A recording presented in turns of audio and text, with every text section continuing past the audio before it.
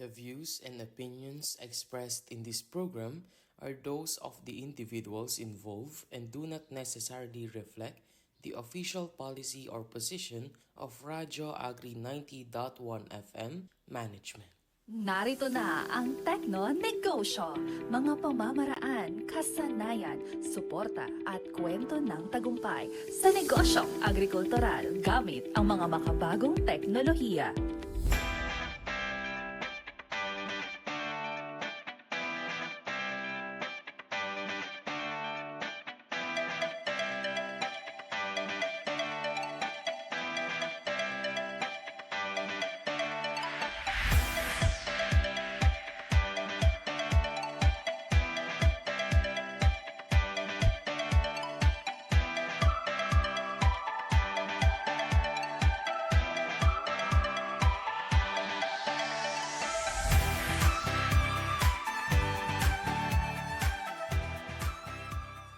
Abangan ang programang Tekno Negosyo. Teknolohiyang gamit, negosyong sulit. Every other Friday, 2 to 3 p.m. dito lamang sa Radyo Agri 90.1 FM, Filmek.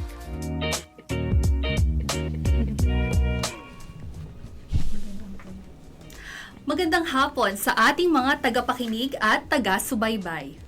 Muli pong nagbabalik ang programang Tekno Negosyo, teknolohiyang gamit, negosyong sulit. Dito lamang po yan sa Radyo Agri 90.1 FM, kasaganaan para sa bayan. Ako po si Miss Rhea Blanca Cariaga. Ako naman po si Shira Jem Lacson. Samahan niyo po kaming muli sa halos isang oras na talakayan patungkol sa mga proyekto, serbisyo at iba pang mahalagang usapin mula sa Enterprise Development Division.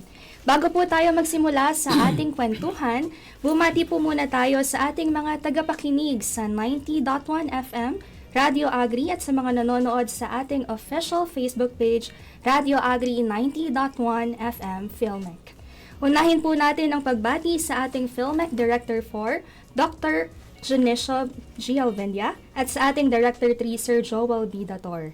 Isang mainit na pagbati rin sa mga division chiefs, section heads, mga kawani ng ating ahensya, guards on duty, utility personnel at sa buong Filmek community. Good afternoon po sa ating lahat. Ayan, good afternoon po sa ating lahat. Sa ating nakaraang episode ay naipakilala natin sa ating mga Karadyo Agri ang mga enterprise development services na pino-provide ng Enterprise Development Division. Naibahagi natin ang mahalagang gampanin ng dibisyon sa ahensya, na kung saan ay ma-enhance ang kakayahan ng ating mga magsasaka sa pamamagitan na ma-engage natin sila into viable agricultural mechanization and post-harvest technology-based enterprises. Kasama na rito ang pag-provide ng technical services katulad ng pagbuo ng feasibility studies, business plan, pag-conduct ng enterprise development services through need-based learning activities katulad ng trainings at learning sessions. Ganun rin ang pag-develop ng enterprise models at mapanatili ito bilang social laboratories at hindi mawawala ang patuloy na pagbibigay ng coaching and mentoring. Hindi nalilimit sa mga magsasaka, sa mga farmers, cooperatives and associations, kundi ang mga technical at enterprise development services ay maaari rin para sa mga sole proprietors, women groups, and interested investors. Habang patuloy ang pangailangan sa karagdagang kaalaman patungkol sa mga Filmek technologies, coconut shared processing facilities, maging RSF machinery sa larangan ng pagnenegosyo, ay patuloy ang pagbibigay ng assistances ng Enterprise Development Division. Ayan, mga ka-Radio Agri, sa ating previous episode ay nakilala na po natin ang tatlong pangunahing sections o units ng EDD. Kaya naman, sa ating programa, sisilipin po natin ang mga ginagawa ng bawat isa at kung paano po sila tumutulong at nag-aambag sa ating sektor. Kaya huwag po nating kalimutang tumutok tuwing ikalawang biyernes ng buwan para sa mga kwento at impormasyon na tiyak magbibigay gabay at inspirasyon sa inyong mga agri-ventures. Ngayon naman po, para sa panibagong episode po ng ating programa, let's dig deeper sa isa sa mga proyekto ng Enterprise Development Division, ang Enhancing Entrepreneurial Capability of Post-Harvest and Mechanization Adopters or Investors through the provision of Business Development Services. At meron po tayong makakasamang mga experts na magbabahagi sa atin ng mga impormasyon tungkol dito. Ngayong hapon po, ang mga makakasama po natin ay mula sa Enterprise Capability Enhancement Section o SS ng EDD. Let's welcome the Section Chief of EDD, Engineer Danilo A. Briones, kasama ang isa sa kanyang masipag na staff, Ms. Mary Jane P. Pablo. Siya po ay isang Science Research Specialist 1. Good afternoon po, Sir Danny and Ms. MJ. We're happy to have you po with us today, and please take this moment to greet our Karadyo Agri na nakikinig po at nanonood ngayon. Yeah, thank you Miss Shai and Miss Rhea. Good afternoon po sa ating lahat, sa mga nakatutok sa Radyo Agri 90.1 FM at mga nanonood sa ating FB official na sa Radyo Agri na FB Live. Gusto naming batiin ang aming masipag na Division Chief, si Ma'am Cherry Altamera, Engineer Cherry Altamera, at yung mga kasamahan namin from EDD Taas at EDD Baba. At of course, gusto ko ring batiin yung aking family, si Miss Beth, ang aking asawa, at ang aking tatlong anak, si Dian, si Daniel, at si Zane. Ayan, hello po sa mga nakikinig ngayon sa Radyo Agri 90.1 FM at sa mga nanonood at tumututok sa FB Live. Ayan, binabati ko po yung mga kasamahan ko po dyan sa EDD. Shout out po sa sexy ko pong friend, Miss Kai Haranilla. At gusto ko din pong batiin si Ate Ivy Espiritu na nasa bahay ngayon dahil naka-maternity leave siya. Ayan, ikis mo na lang kami ate kay Baby Vio and V. And binabati ko din po yung family ko dyan po sa Gapan. And sa mga kaibigan ko po na nanonood ngayon, sana nanonood. Ayan, so yun po. And hi din po kay Rainy. Ayan, so medyo maulang hapon po ngayong araw. Ready na po ba kayo, Sir Yes, Danny and Miss MJ? Okay, simulan po natin yung ating pong mga katanungan. And first question ay, maaari po ba ninyong ipaliwanag sa simpleng salita kung ano po ang ibig sabihin ng proyektong ED2? Yeah. Ang ED2 ay, ang tawag namin dyan minsan ay BDS project for short, pero ang title niyan ay mahaba, Enhancing Entrepreneurial Capability of Post-Harvest and Mechanization Technology Adapters or Investors through the provision of Business Development Services. Isa ito dun sa 4 na regular at continuing projects ng Enterprise Capability Enhancement Section. Yes po. And ang pinakalayunin po ng project na to na Business Development Services ay matulungan po itong mga men and women adopters po ng ating Filmec Developed Technologies na magamit po nila ito pong teknolohiya ng Filmec sa pagnenegosyo to develop their capacities po in terms of technical, entrepreneurial, and managerial skills in operating their businesses.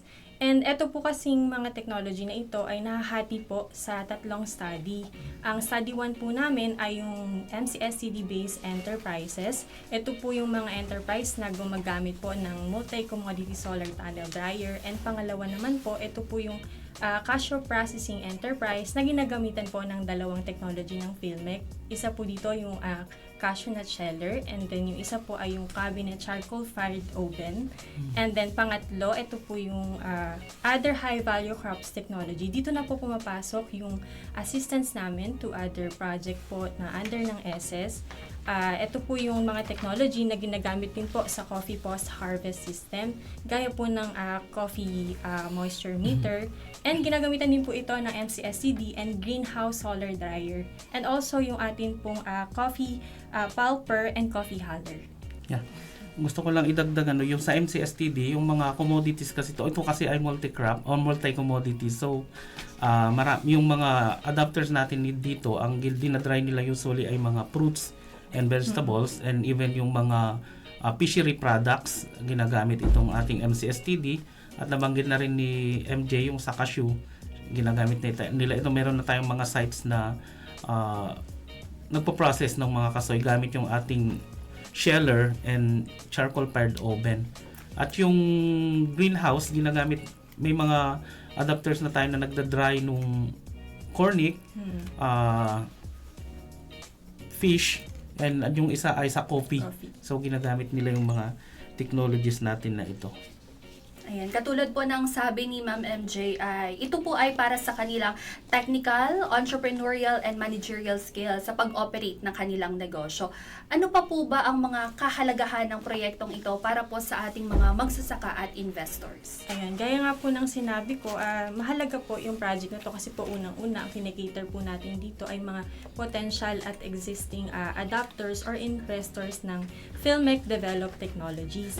And syempre po dahil dito sa ating project na Business Development Services, nagiging guide po tayo sa kanila kung paano po ba nila gagamitin ng tama yung teknolohiya ng Filmec at kung paano po nila ito i-integrate sa kanila pong pagnenegosyo.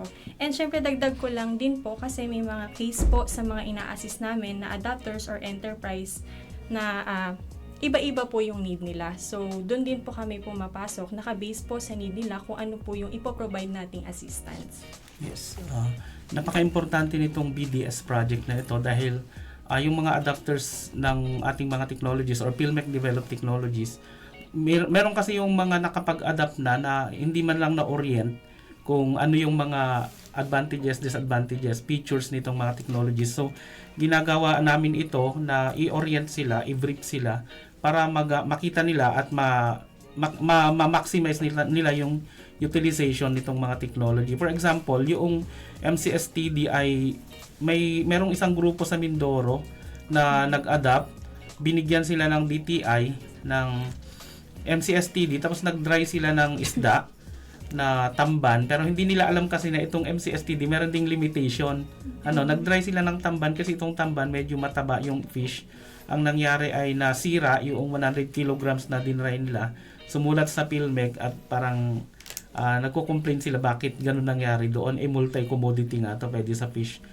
Through our briefing na ginagawa before sana nila mabili yun or kahit meron na silang existing ay naipapakita namin dito na ito yung mga pwede.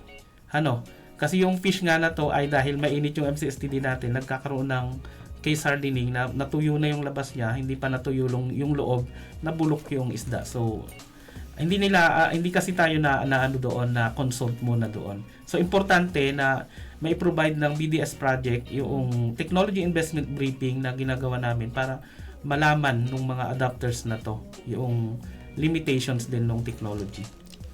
Ayan. So, please take note, mga ka-Radio Agri.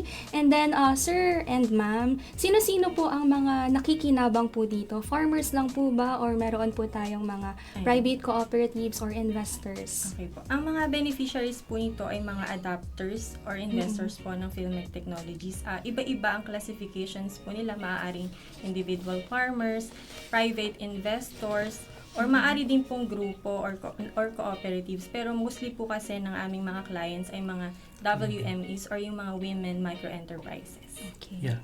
Yung mga nag-adapt nito, once na nagkaroon ng interest at sumulat sa Filmec or pwede ring walk-in na pumunta sila dito pag magkaroon sila ng interest sa ating technology, doon natin sinisimulan yung aming intervention pag sumulat na sila or nagpunta sila dito. Doon ang start ng intervention namin.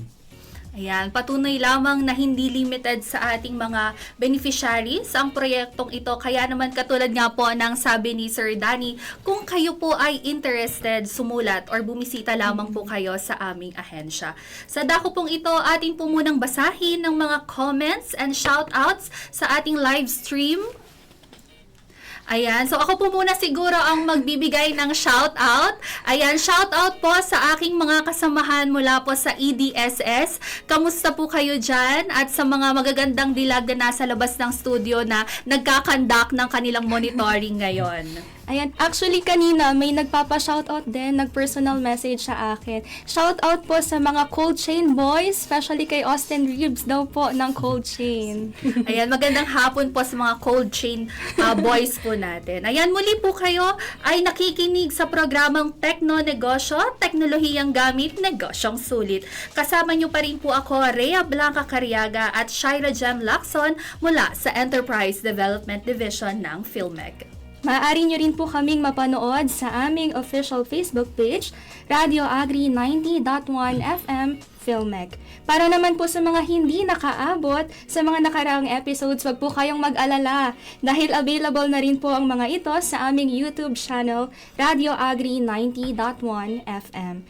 Huwag niyo rin pong kalimutang i-follow ang iba pa po naming digital platforms tulad ng Instagram.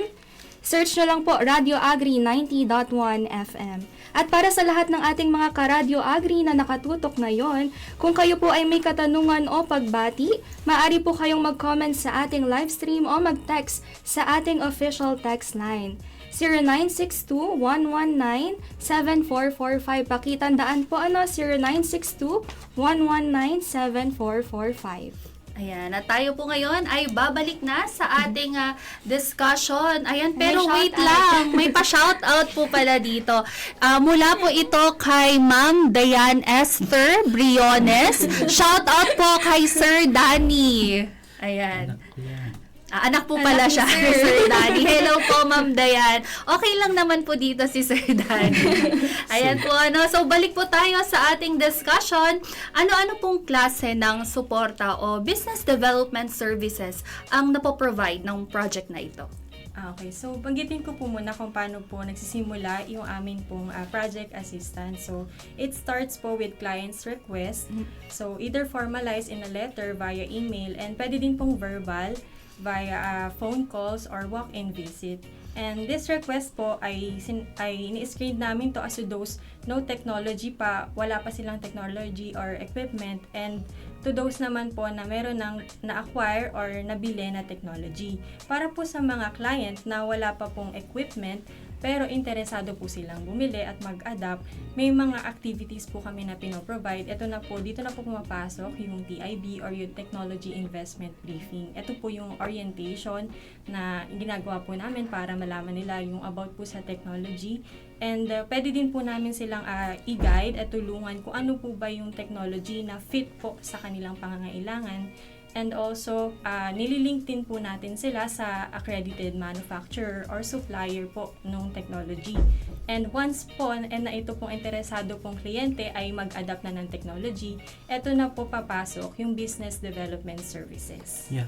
Para naman doon sa mga kliyente natin or namin sa project na meron ng existing na mga equipment, pero kulang yung kakayanan nila sa paggamit nito, at yung ginagawa ng BDS project ay ina-assess namin sila, nagkakandak kami ng profiling, and then pag nakita namin yung pangangailangan, inililink din namin sila sa mga successful adapters na namin.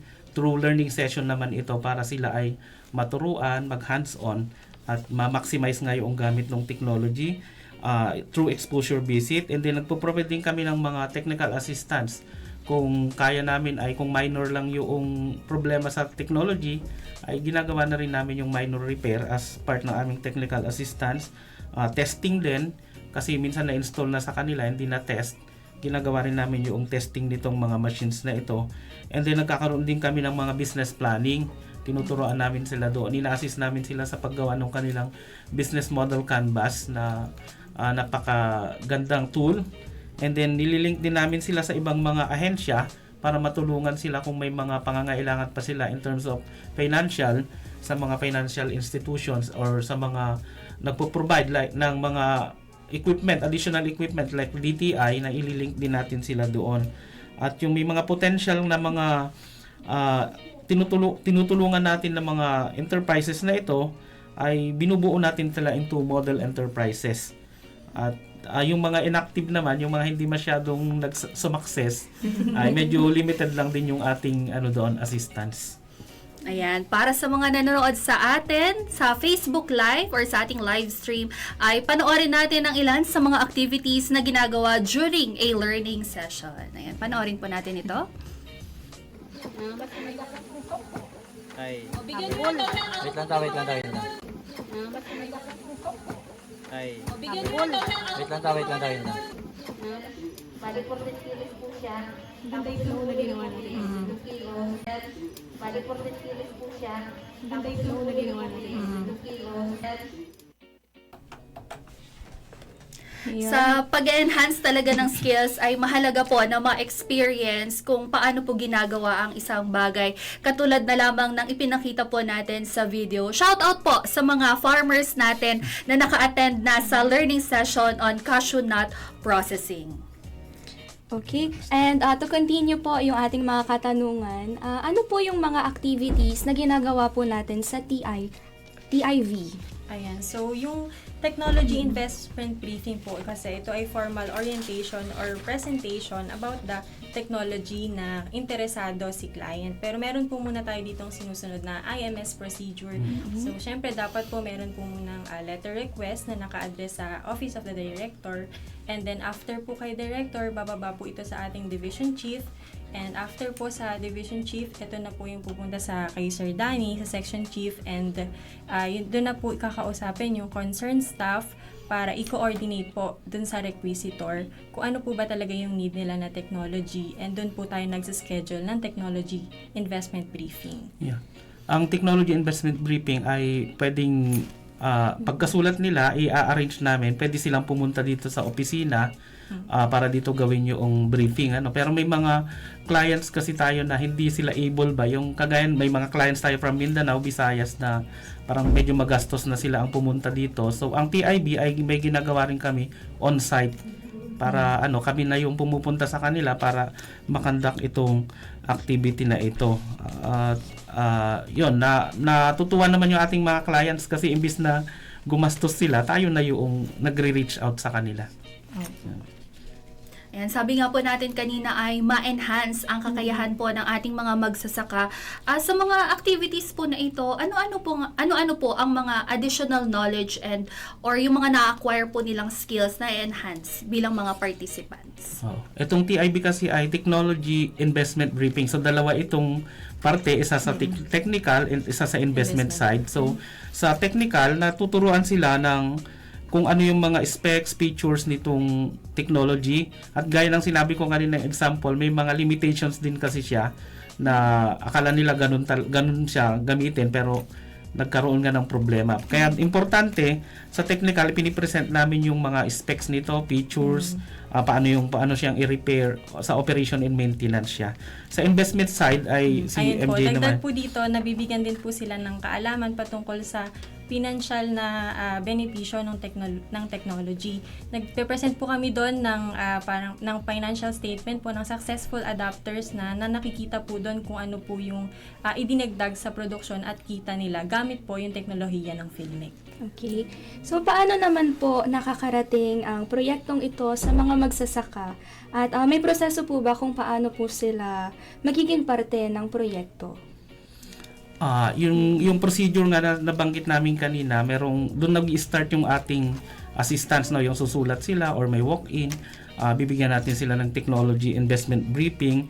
At kapag sila ay nag-adapt na, ay marami kaming mga technical assistance na ginagawa sa kanila. Hindi natatapos doon sa briefing. Pupuntahan natin sila at ipo-profile, and then may mga monitoring, coaching and mentoring na ginagawa sa kanila para mapakinabangan nila itong technology at tumayo sila bilang negosyo. Or kung hindi man natin kayang i-provide yun, inililink natin sila sa ibang agencies, na partner agencies ang tawag natin sa mga to, dahil sila yung may kakayanan na magtumulong sa mga clients natin. Hindi lang po siguro ako or baka po ang ating mga listeners and viewers ay curious din. Meron po ba kayong maibabahaging success story o halimbawa ng mga magsasakang nakinabang sa proyektong ito? Ayun, marami na pong adapters at clients na naging successful po na-establish na enterprise gamit nga po yung technology ng Filmic na ngayon ay stable na ang operation at sa katunayan po sila na din po yung nagtuturo sa mga bagong adapters kapag nagkakandak po kami ng mga learning sessions. Oo, dahil nga itong mga adapters natin, ito ay masasabi namin nagtagumpay na kasi pag nag-adapt na sila noong ating mga technologies, medyo nadadagdagan na yung kanilang mga products. Like si Ma'am Hoson, ngayon 50 plus products na yung kanyang nagawa. Dati ay ganito lang dinadry niya. Pero nagkaroon siya ng technology, nagkakaroon sila ng product development para magamit nila itong technology natin. Nakaka-develop nga sila ng mga bago. Tapos sila na yung nagiging partner natin na social laboratories or parang learning site natin sila. May MOA tayo with them. At nagkakaroon din sila ng mga karagdagang income through honorarium. Kasi pag nagdala tayo doon ng clients, sila yung nagle-lecture, may bayad tayo doon, and then sila na rin yung nagpo-provide ng meals and snacks. And bago umuwi itong mga dinadala natin, nabibili rin yung mga products ng social laboratory. Kaya sila yung tawag doon, malaki rin yung pakinabang nila sa ating project na ito. Ayan, hopefully po ay ma-invite natin ang mga samahan pong ito para mas maikwento po nila ang kanila pong kwento ng tagumpay. Yes. Alright, so before po tayong magpatuloy ulit, i-cut po natin, baka meron po tayong mga comments sa ating live stream. Okay, so kung wala po, sige, batiin ko po yung aking pamilya kung nanonood po kayo. Yung aking boyfie.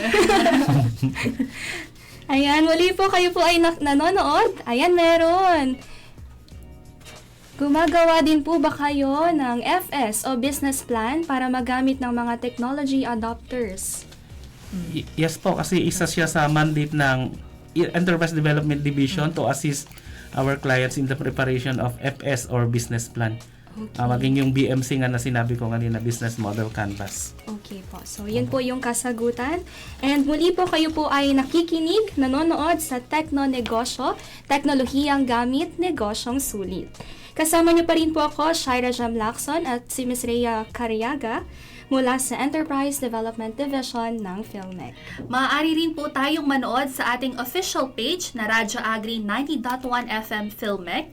Maaari na rin ninyong mapanood ang mga na-miss ninyong episode sa ating YouTube channel na Radyo Agri 90.1 FM. You can also follow our other digital platforms, Instagram and X, Radyo Agri 90.1 FM. Sa mga ka-Radyo Agri po natin na nakatutok ngayon, kung may mga questions po kayo at pagbati, maaari pong mag-comment sa ating live stream at mag-text sa ating official text line 0962-119-7445. So to continue po ang ating discussion, ano po ang mga hamon na madalas ninyong makaharap sa pagpapatupad ng proyektong ito? Medyo mahirap yata to kasi hamon, no? Sa aming karanasan, based sa aming experience, kapag nag-start na yung intervention natin, siyempre ang goal natin, mapalago natin itong mga adapters na to, yung negosyo nila. Ang isang challenge dito ay yung ma-transform sila from ganitong level into startup, ganon yung kasi hindi naman lahat ng ina-assist natin ay sumasukses. Meron kaya mayroon kaming success and failure na nakikita. So, yun yung pinakamalaking challenge kung paano mo silang tulungan na sumakses sa kanilang negosyo. Yun. Right. Sa kabila po nito, sir and ma'am, ano naman po ang pinakamalaking benepisyo ng proyektong ito para sa ating mga magsasaka at sa buong sektor ng agrikultura? Ayan, buong sektor na. Laki Ayan. So yung provision po nitong project na to ng Business Development Services ay napakahalaga kasi it covers wide strategies and activities po na vital po sa development of sustainable micro-enterprises. And alam naman po natin na malaki po yung role na ginagampanan ng mga MSMEs or yung mga micro, small, medium enterprises. Sa katunayan, isa po sila sa backbone po ng ating ekonomiya at mostly po sa kanila ay nag-engage po sa agribusiness. And katuwang po ito pong proyekto ng PhilMec na Business Development Services ay nagiging guide po tayo para ma-enhance yung business skills nila, develop and produce quality product, makapag-access ng higher value market to improve their income generation, and also makapag-generate pa po ng new job opportunities. Ayan. Ano po ang mga plano or susunod na hakbang para mas mapalawak pa po natin ang ating pong proyekto? Ang ED2 kasi ay continuing project ito. Nung pumasok ako sa EDD, nandun na to. So, tuloy-tuloy yung aming mga assistances na ginagawa, depende nga sa need ng ating mga clients. At depende rin sa mga technologies na inadapt nila. kung may mga bagong ma-approve na technologies natin for commercialization, mas malawak yung aming tututukan kasi kami ay kapag galing niya sa R&D at ready for commercialization, may nag-adapt na, yun yung aming mga ina-assist. So nakadepende rin kami doon sa ating mga technologies na di-develop at na ku-commercialize. Okay, and last na po ito. Ayan. Ano po ang inyong mensahe o paanyaya sa ating mga tagapakinig, lalo na sa mga magsasaka na nais ding mag-invest o gumamit ng post-harvest at mechanization technology?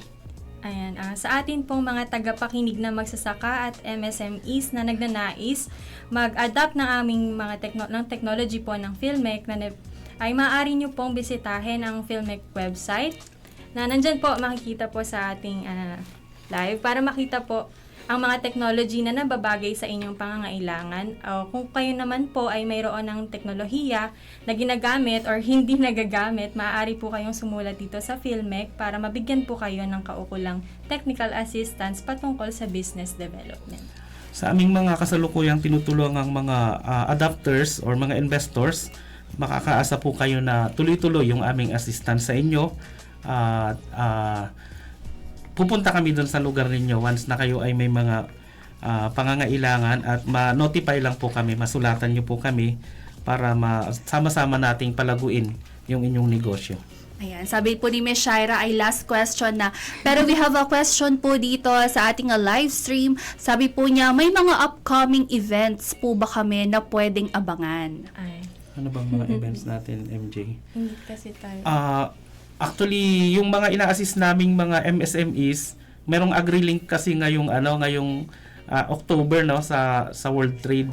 Meron kaming mga dadalhin doon na mga processors natin, yung mga adapters natin para may showcase yung kanilang mga products. And then meron din kaming ina-assist na dadalhin lang namin doon para ma-link siya sa mga suppliers.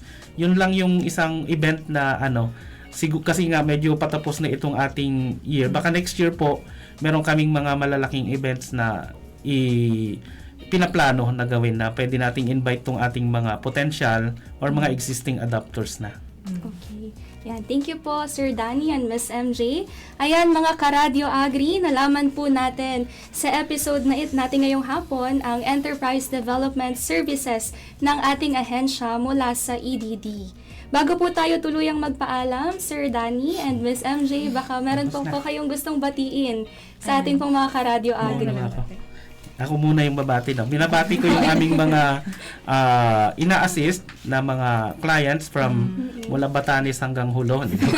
Dito sa Luzon, Visayas at Mindanao. So, nationwide kasi yung scope ng project. So, nami-miss na namin yung mga ina-assist natin. Di pa kami makabiyahe. Ayan, ako naman po binabati ko po yung mga partner agencies po natin from DA na katuwang po namin sa pagkakandak ng mga activities po para sa ating mga clients. Ayan, hello po sa inyo. Ayan. Ayan, hello po sa mga binati nila Sir Danny at Ma'am MJ. Ayan, for more information about Radyo Agri at sa mga programs, please visit our social media accounts and YouTube channel Radyo Agri 90.1 FM. For our text line, it's 0962-119-7445. Muli po, ito po ang programang Tekno Negosyo, Teknolohiyang Gamit, Negosyong Sulit. Ako po si Shaira Jam Lacson. At ako naman po si Ms. Rhea Blanca Cariaga mula sa Enterprise Development Division ng Philippine Center for Post-Harvest Development and Mechanization of Philmec. Abangan niyo po kami sa aming next episode dito pa rin sa ating himpilan, Radyo Agri 90.1 FM, Philmec, kasaganaan para sa bayan.